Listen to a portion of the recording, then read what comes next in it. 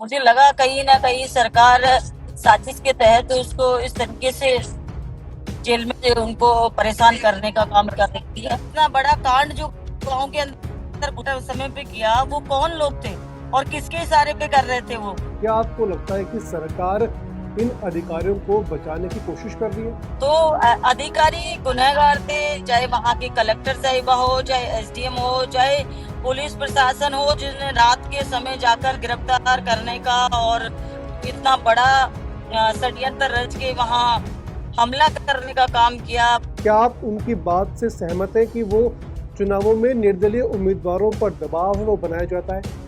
चाहे एमएलए का और सांसद का, दोनों का चुनाव लड़ा है रविंद्र सिंह पाटिल ने।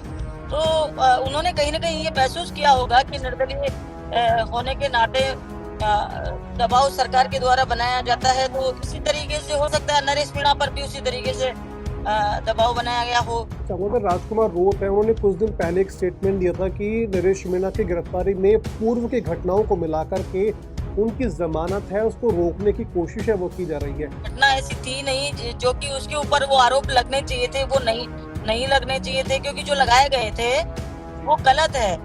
तो सरकार ये समझती है कि किसी तरीके से कुचला जाए, जो बोल रहा है, जो गलत के खिलाफ बोल रहा है।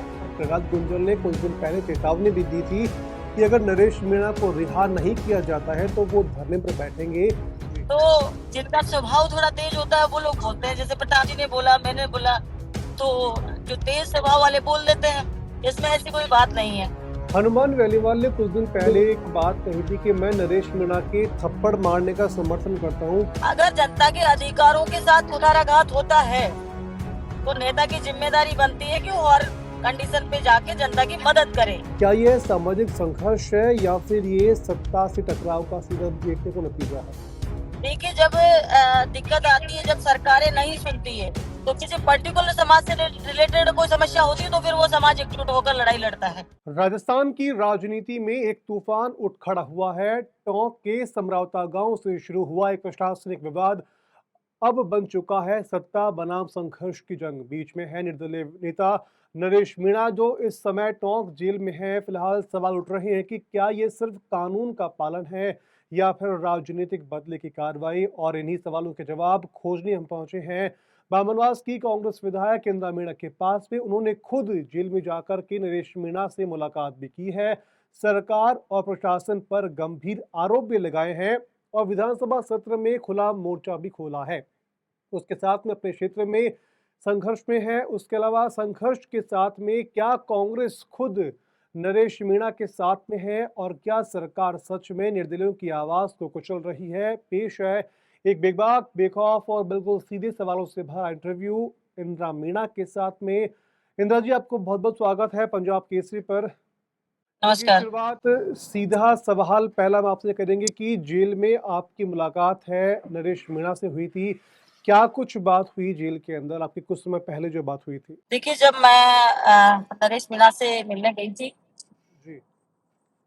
उस समय उन्होंने कई सारी चीजें मुझे ऐसी बताई थी, तो उससे मुझे लगा कहीं ना कहीं सरकार साजिश के तहत उसको इस तरीके से जेल में उनको परेशान करने का काम कर रही है।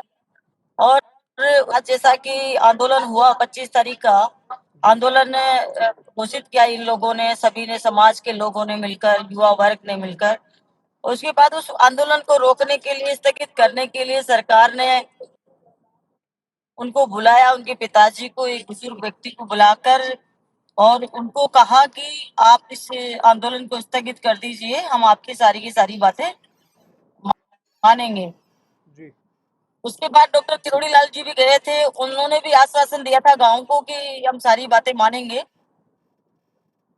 लेकिन उसके बाद कई सारे कई सारे उस प्रकरण के अंदर, और आखिरकार अभी विभिन्न मुकदमों में तो जमानत हो गई है। कोई सा मुकदमा था नहीं उसका, मुकदमे तो पॉलिटिकल ही थे, लेकिन लास्ट वाला जो मुकदमा अभी वो जमानत नहीं हुई है, जैसा कि वकीलों के द्वारा, सोशल मीडिया और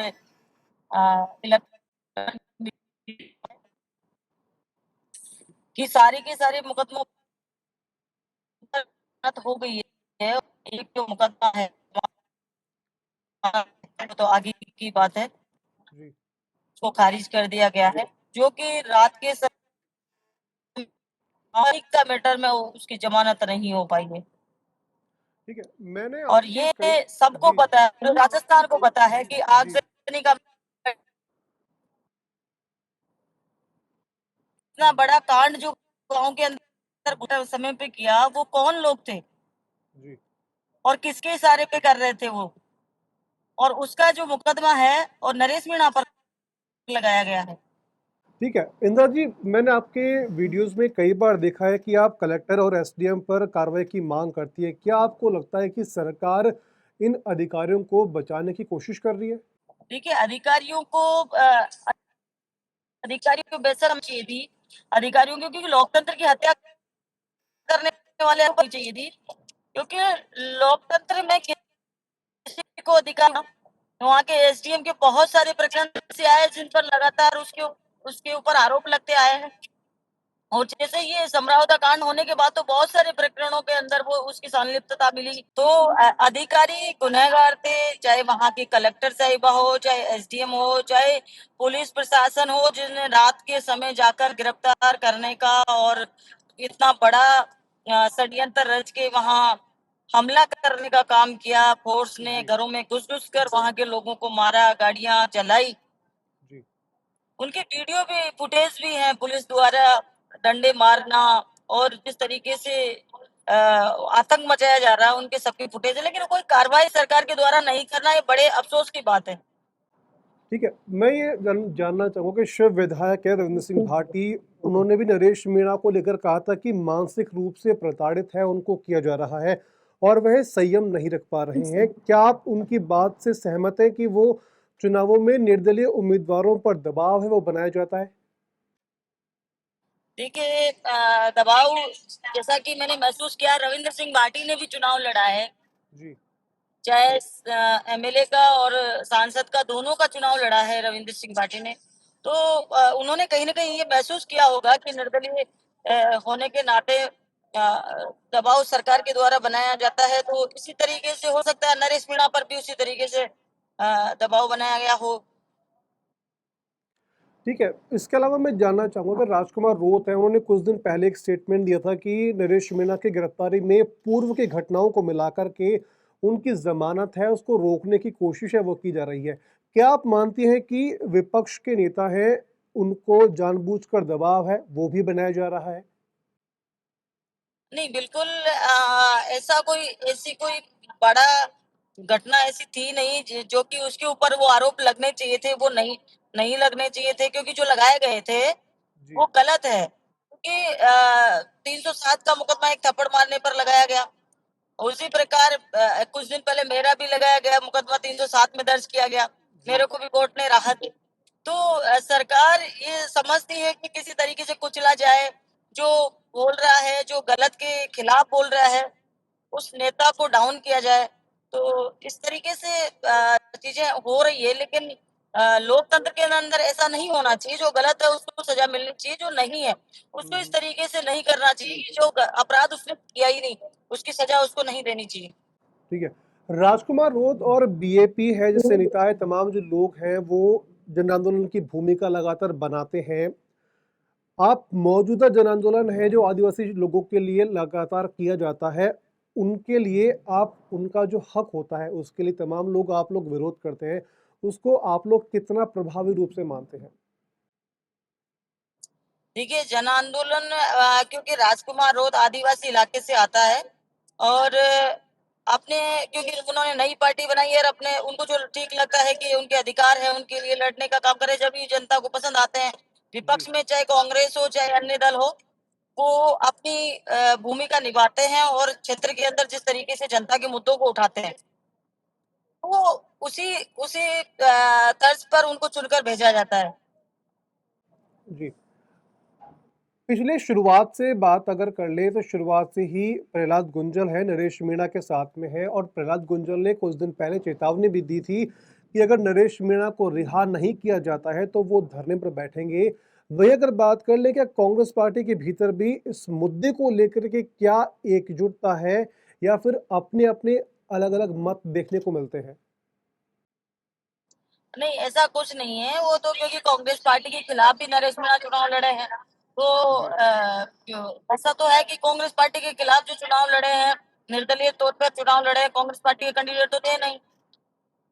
हम सामाजिक रूप से आए हैं उनके साथ में। पार्टी की तरफ से पार्टी के प्रदेश अध्यक्ष जी का आदेश होता है, उस हिसाब से हम लोग आते हैं। जी। मेरा जो मत है वो मैं जी। सामाजिक तौर पर हमारे जो समाज के लोगों के हिसाब से मैं उसके मदद के लिए आई थी। और जो गलत है वो मुझे जो दिखाई दे रहा था वो मैंने बोला है। जी। जी। बाकी ऐसा मत अलग अलग वाली बात नहीं है। जो कई सारे लोग क्रांतिकारी होते हैं, जी। और क्योंकि हमने सुना है पहले भी कि गरम चलो गरम तो है अगर बोलते हैं, जी। तो जिनका स्वभाव थोड़ा तेज होता है वो लोग बोलते हैं। जैसे प्रताप जी ने बोला, मैंने बोला, तो जी। जो तेज स्वभाव वाले बोल देते हैं, इसमें ऐसी कोई बात नहीं है।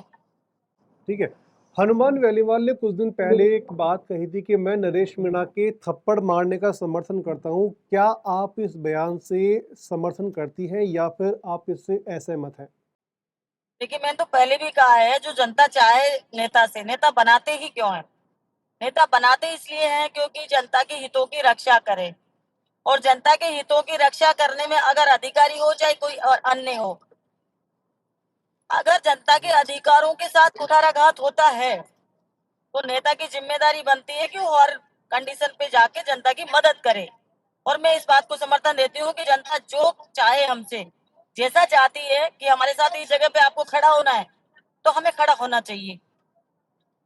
लेकिन इंद्र जी, खड़ा होना और एक थप्पड़ मारने तक का उस लेवल पे पहुंचना, दोनों चीजों का अलग अलग मतलब निकलता है। देखिए, मैं तो अपनी बात बोलूंगी कि स्वाभाविक प्रवृत्ति होती है इंसान की। जी। कई कई इंसान गलत होता हुआ देख पाते हैं, कई इंसान गलत होता हुआ नहीं देख पाते हैं।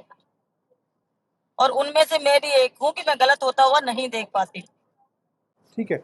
लेकिन हनुमान बेनीवाल की ओर से मीणा बनाम जाट का एंगल है, वो बताने की कोशिश है, वो उस समय हुई थी। आप इसे किस तरह के तरीके से देखती हैं? क्या यह सामाजिक संघर्ष है या फिर ये सत्ता से टकराव का सीधा देखने को नतीजा है? देखिए, जब दिक्कत आती है, जब सरकारें नहीं सुनती है जी। और किसी पर्टिकुलर समाज से वो मैटर किसी पर्टिकुलर समाज का होता है, जी। तो स्वतः ही जाति एकजुट हो जाती है कि किसी भी व्यक्ति को सामाजिक स्तर पर अगर कोई राजनीतिक स्तर पर नहीं सुनता है, अपने अधिकारों को नहीं मानता है, जी। तो सरकारें जब नहीं सुनती है, पॉलिटिकल पार्टियों की नहीं सुनती है, तो स्वतः ही इंसान समाज का सहारा लेता है और दबाव बनाने की कोशिश करते हैं। और वही एक कारण है कि पहले नेता लोग सीधे तौर से लड़ाई करते हैं, और उसके बाद में जब सीधे तौर से लड़ाई में निर्णय नहीं होता, जनता को न्याय नहीं मिलता, जी। तो किसी पर्टिकुलर समाज से रिलेटेड कोई समस्या होती है, तो फिर वो समाज एकजुट होकर लड़ाई लड़ता है। ये सीधा सा तरीका है इसके अंदर। किरोड़ीलाल मीणा है, उनको लेकर अगर हम बात करें, शुरुआत में जब ये घटनाक्रम हुआ था उस समय किरोड़ीलाल मीणा है खुद मौके वारदात पर वहां पहुंचे थे, परिवार के लोगों से बात हुई थी। लेकिन इन दिनों अगर देखें तो किरोड़ीलाल मीणा है वो फिलहाल कुछ ज्यादा बोलते हुए दिखाई नहीं दे रहे, लेकिन उनके परिवार के जो लोग हैं, उनके भतीजे हैं, उनका भी एक स्टेटमेंट आया था नरेश मीणा को लेकर के। तो क्या आप मानती हैं कि किरोड़ीलाल मीणा सामने ना आकर के बैकफुट पर या फिर बैकडोर से नरेश मीणा को सपोर्ट करने की कोशिश कर रहे हैं? देखिए, जिस तरीके से किरोड़ी लाल जी घटना होते ही तुरंत वहां पहुंचे, जी। और किरोड़ी लाल जी ने सारी बातों के लिए यस किया कि चाहते हैं और इनको मुआवजा भी दिलवाएंगे, इनके सारी की सारी पर काम करेंगे हम लोग। जी। जी। और उसके बाद में एक प्रोग्राम में जब हम लोग दोनों शामिल हुए थे, किरोड़ी लाल जी और हम, तब वो जी। मंच के माध्यम से कह रहे थे कि जो समझौता प्रकरण था उसके अंदर गांव वालों के साथ जो चीजें हुई, जी। उनको तो मैं ही यस करके आ गया था। उसके बाद में क्या समझौता किया सरकार ने? सरकार ने समझौता सिर्फ छोड़ने का, नरेश मीणा जी को बाहर निकालने का ही किया होगा, तो वो अब तक क्यों नहीं हो रहा है? उनका कहने का सीधा सा तरीका था कि मैं जनता के लिए तो जो मैं करके आया था वो हो रहा था, जी। लेकिन नरेश मीणा को रिहा करने की बात है। सारा राजस्थान का युवा वर्ग और समाज का, विशेषकर युवा वर्ग और जी। बड़े बुजुर्ग भी, हम गांव में जाते हैं तो लोग कहते हैं छुड़वाओ। मेरे से भी गीतों के माध्यम से भी महिलाएं कहती है कि मैडम जी नरेश मीणा को छुड़वाओ इस तरीके से। तो छुड़ाने के लिए ही वो आंदोलन चल रहा था मुख्य तो, और उसके बाद में इतना लंबा फिर भी वो खिंच गया है। और इसमें एक चीज सबसे महत्वपूर्ण देखने वाली ये भी है, जी इस मुख्यमंत्री जी सीएम साहब जो है उनको बुलाकर कर ले, और उसके बाद कहीं ना कहीं किसी बड़े नेता के द्वारा उनको रोका भी जा रहा है। ठीक है। अगर मैंने देखूं, कई बार मैंने विधानसभा के सेशन के अंदर भी आपको समझौता घटनाक्रम पर जैकेट पहने हुए देखा है, तो क्या आपको उस जैकेट पहनने के बाद में जब आप विधानसभा में पहुंची तो आपको पर्याप्त समय, पर्याप्त मंच बोलने के लिए मिला वहां पर, या फिर वहां पर भी कुछ अलग घटनाक्रम आपको देखने को मिला? नहीं, देखिए वहां सदन में तो कहाँ बोलने को मिल रहा है। सदन के अंदर तो हर चीज पर रोका रोका जाता है। और उसके बाद में हमने कई बार अगर भी बोला, मीडिया ने भी उस बात को अच्छे से उठाया, मतलब अपने चैनलों पर नहीं चलाया। कई सारे ऐसे मुद्दे थे जिन पर हमने सदन में बोला लेकिन वो बाहर नहीं छप पाए। जी कई सारे मुद्दे तो डिलीट ही कर दिए गए जो हमने सदन में बोले। कई लाइनें तो ऐसी थी जिनको डिलीट भी कर दिया गया। कई कई प्रकरण ऐसे थे जिसमें मंत्री ने जवाब दे दिया, लेकिन आज भी उनका उनका इम्प्लीमेंट नहीं हो पाया है। तो सदन की बात तो आप छोड़िए, सदन में तो जो हो रहा है हम लोग संघर्ष कर रहे हैं, लेकिन जी उसका कितना इम्प्लीमेंट हो रहा है वो तो हम लोगों को ही पता है कि ये पवित्र सदन में आकर भी लोग झूठ बोलते हैं मंत्री वगैरह। ठीक है। अब थोड़ा आपके क्षेत्र के विकास को लेकर बात कर ले। आपका क्षेत्र बावनबास है, अब भी वहाँ पर शायद कई ऐसी बुनियादी समस्याएं हैं जो शायद देखने को मिलती है। पिछले 1.5 साल के कार्यकाल को बीजेपी को अगर देखें तो बावनबास में कितना विकास के लिए मुख्यमंत्री की ओर से प्रयास किए गए हैं आपके क्षेत्र में डेवलपमेंट को लेकर के? देखिए पिछले 1.5 साल के अंदर कोई भी आप ऐसा बड़ा काम नहीं बता सकते, मैं नहीं बता सकती कोई भी काम की 1.5 साल के अंदर राजस्थान की भाजपा की गवर्नमेंट ने मुझे कुछ दिया हो। और ये भेदभावपूर्ण नीति भाजपा की सरकार अपना रही है, क्योंकि पिछली बार एक दो मंत्रियों तक को और विधायकों तक को, बीजेपी के जो विधायक और मंत्री हैं आज की तारीख में, जी उनसे मैंने ये कहते हुए सुना है कि अगर अशोक गहलोत जी हमें फला फला काम नहीं देते तो हम जीतकर दोबारा नहीं आते सदन के अंदर। जी लेकिन आज जो जिस तरीके से भेदभाव किया जा रहा है, जिस तरीके से कांग्रेस के जो कैंडिडेट है वहां पर किसी प्रकार का कोई विकास नहीं दिया जा रहा है, वहां से भी कुछ वोट तो मिले हैं। 10-20 हजार वोटों का अंतर हो सकता है, कहीं कम का कहीं ज्यादा का, लेकिन बराबर वोट तो भाजपा और कांग्रेस दोनों को मिले हैं। जी हर क्षेत्र के अंदर भाजपा के भी लोग हैं, लेकिन कहीं पर भी विकास नहीं देखने को मिल रहा है, और ऐसा होना नहीं चाहिए।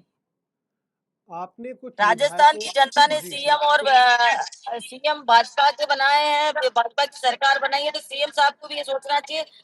और उनके अंदर भी सीएम साहब से हमने कहा कि आप हमें हमारे साथ भेदभाव कर रहे हो, कांग्रेस के विधायकों को काम नहीं दे रहे हो, काम विकास नहीं करा रहे हो। उन्होंने जी कहा कि नहीं, हम सबको समान रूप से काम कराएंगे, जो बजट में घोषणाएं होंगी उनके भी बढ़ जाएगा। लेकिन कहीं न कहीं वो मेरे जैसे लोग तो थोड़ा बहुत झगड़ा कर करा के करवा लेते हैं, लेकिन कोई जी सीधे लोग हैं उनके कोई काम नहीं हो पा रहे हैं। ठीक है।